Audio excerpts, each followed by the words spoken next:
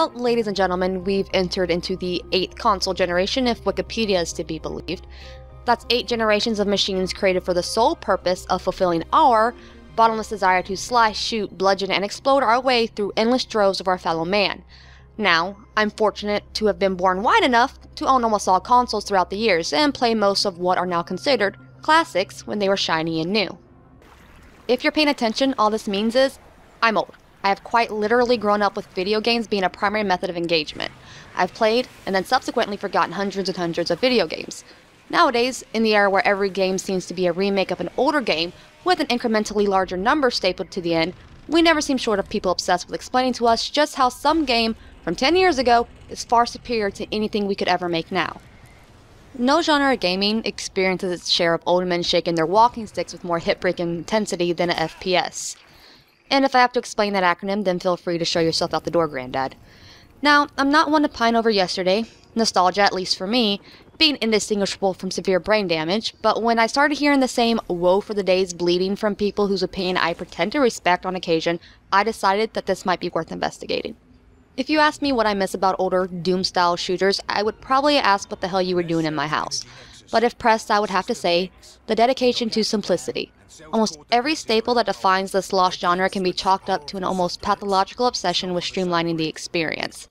The incredibly fast-paced nature of these games left the necessity of developing proper immersion and atmosphere as a much lower priority.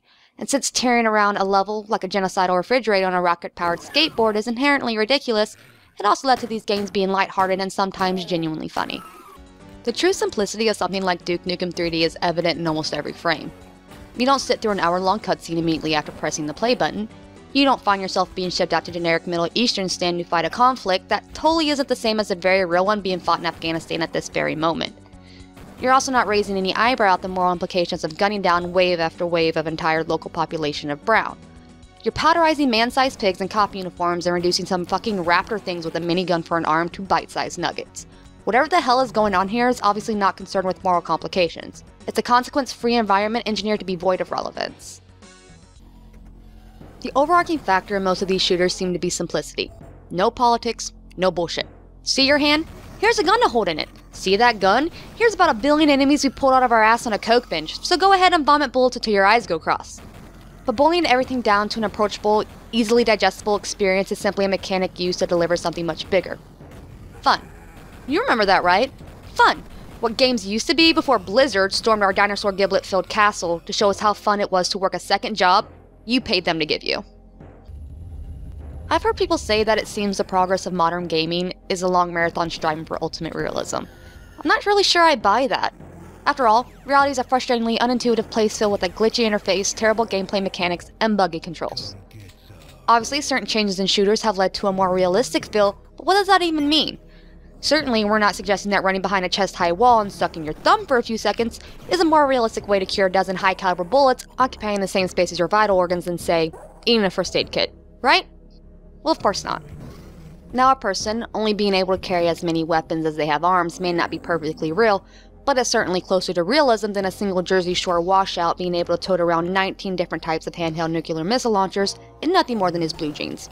No wonder he was always out of bubblegum. Personally, I think a crucial factor is being left out of this debate, such as what changes, if anything, when we incorporate something as trivial as regenerating health and limited weapon loadouts in the shooter genre. For as much liquid malevolence as I piss on this franchise of mediocrity, I have to give it to the developers of the Halo series. When they decided to allow the player to regenerate lost health over time, and replace the static armor indicator with a shield that would replenish on its own, they opened up the franchise to allow for the design of vastly better levels and challenges. The developers were not able to know how much health and armor a player was going to have in any given situation, so encounters could be much more efficiently balanced with a far greater tonal consistency, and things like boss fights didn't have to be telegraphed by dropping an arsenal on the player that would shame even North Korea just before entering a room. By limiting the player to only 2 weapons, challenges didn't have to be balanced around the certainty of the player holding 100 weapons ranging from the genocidally large to the comically useless. The developer could balance for and against certain weapons, and the player was encouraged to play this game how they wanted to play it, not according to some kind of logic unique to the developer. These 2 factors had an unforeseen consequence on the franchise as a whole. See, people talk about secrets in shooters in the same tone that a homeless psych ward reject screams, "The end is nigh!" But the only reason for secrets is that the design of older shooters led to the truly awkward moment of being completely unable to proceed, after having had your face kicked through your rectal cavity in the previous room and no longer having any health, armor, or ammo. Combine this with poor program balancing, dodgy hitboxes, inadequate save game options, and not being able to tell if what you're shooting at is a rocket launcher wielding demon or just a pile of dog shit, and you're in for a frustrating evening. So okay, with cards hammering onto the table hard enough to piss off any average homeowner, I think I should back up.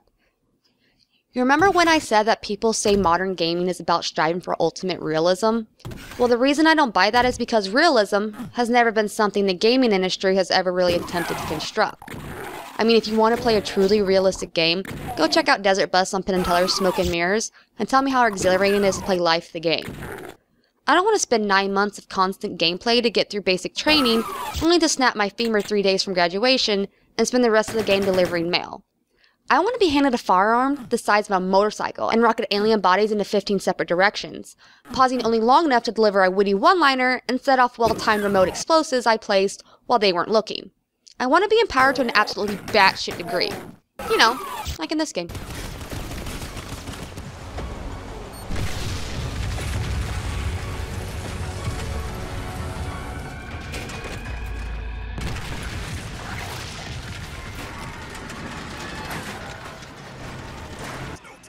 Crysis 3 tells a story that makes about as much sense as Unreal Tournament or Quake. It has something to do with one man in a questionably tight robot suit throwing freight trains with his bare hands, running faster, jumping higher, punching harder, and all while single-handedly defending the world from an inevitable takeover by aliens from outer fucking space. But most people would never put Crysis 3 into the Doom-like shooter bucket despite it having many of the same qualities. It doesn't feel the same, doesn't play the same. There's something about Crysis that sets it apart from archaic shooters. That something, ladies and gentlemen, is context. The opening of Duke Nukem 3D consists entirely of an explosion that sounds like being raped in the ear by a tinfoil condom, and Duke saying, "Those alien bastards are going to pay for shooting up my ride." This is the riveting opening cinematic showcasing true power of Build Engine circa 1996, and delivered the all-important narrative context to give the player a sense of direction and purpose. That direction being, wherever there be monsters, and the purpose being, get rid of all them monsters. But we don't include Crysis in with this kind of game because of the context given to the situation. The world and its events have been laid out to give us enough knowledge for understanding. The game doesn't even have to explain itself very well to get us to go along with it. I.e., why can Prophet sustain a 1,000-foot fall, turn invisible, pick up cars, and run 0 to 60 in a couple of seconds? Well, he's got a robot suit. Also graphics. Think for a second about the bullshit we buy from video game rationale. Mass Effect 1. These guns don't need ammo. Why? Because reasons, that's why. But in Mass Effect 2, okay, guns need ammo, but you can use any ammo for any gun. Why? Because no reasons, that's why. In Borderlands, this gun shoots bullets that explode, melting people into piles of goo and teeth. How? Because fucking awesome, that's how. Really, people aren't looking for realism in video games. They're looking for the opposite of the abstract. They're looking for the material, the physical. Realism in video games is a comparison of the connection between the narrative of the world presented versus the mechanics and aesthetics being explored. When there is a fundamental breakdown between this comparison, we call it unrealistic, regardless of how tentatively connected to the physics of our own little universe it is. It's not about reality, it's about cohesion. Doom, being only slightly more technologically advanced than a macaroni portrait on craft paper, simply wasn't concerned with cohesion and physicality. It couldn't be. After all, rendering a 3D world to move around the player was already enough to make the average consumer shit their skull inside out. Sure, people might say they miss secrets or health packs or no loadout limit, but I don't think that's really what people are pining for. What I really think people miss is that pure genocidal fun. The enjoyment of being plonked into a world that has, and indeed needs, no commentary or explanation. There's no stealth, no escort quest, no lazy tertiary characters vomiting words in your ear, and no contrived plot exploration. You want a story? Okay, monsters over there. Kill their ass. There's a fucking story. You want a name? Fine. Lola.